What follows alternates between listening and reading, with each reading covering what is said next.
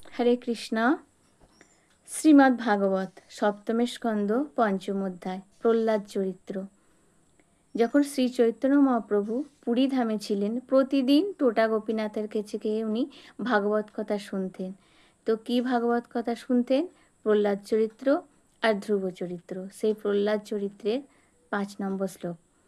তৎসাধু মন্যে অসুরবর্জ দেহিনাম সদা সমুদ্বিগ্ন ধিয়াম শতগ্রাহাৎ হিত্বা তৎপাতং গৃহন্ধকূপং বনং গত যৎ হরিমাশ্রয়েৎ।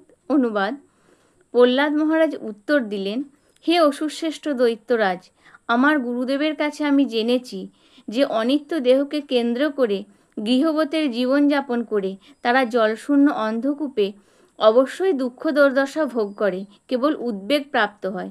মানুষের কর্তব্য সেই পরিস্থিতি পরিত্যাগ করে বনে গমন করা, বিশেষ করে বৃন্দাবনে, এবং সেখানে কৃষ্ণ ভাবনামৃত পন্থা অবলম্বন করে পরমেশ্বর ভগবানের শ্রীপাদপদ্মে আশ্রয় গ্রহণ করা উচিত। হরি বল।